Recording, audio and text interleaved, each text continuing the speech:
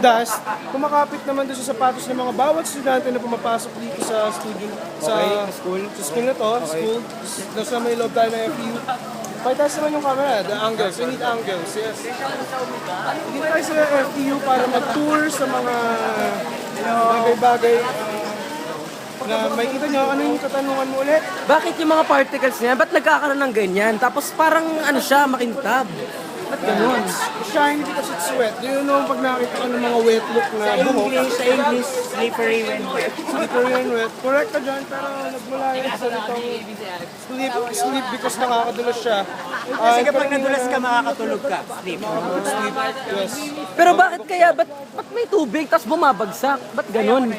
Because of the gravitational pull of the earth. Ganito kasi yan, no? Okay? Hindi ka na magtataka. Ang tubig na yan ay galing din naman sa lupa. Okay. Tapos babagsak ulit ng langit ng dahil sa gravitation. Eh bakit ganun? Gravity. Winawalis ko yung Tatay ko nakadiscover Hindi na. yung dahon ng winawalis yun na Ay, hindi. tinatamaan ng... Ba't kaya nalalaglag yung mga dahon? Siguro, dahil ba dun sa ulan? Dahil ba dun sa, ayan? Because of the raindrops, because of the trees, we could, ngayon nakikita mo basa tayo, no? Nandito tayo sa ilalim ng puno.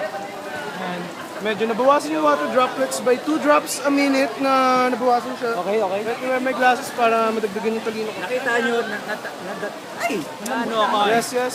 narainan. Ngayon, Video po kami. hinihina na yung tatak ng ulan ng kasi sinasalo siya ng mga dahon na Pwede magtanong. sa bigat ng water droplets bumabagsak siya dyan na kailangan walisin ni Kuya para mapanatili Ganun ba? Sa bali kailangan magpapa-water droplets din siya. Winawalis niya yung tubig, ganun.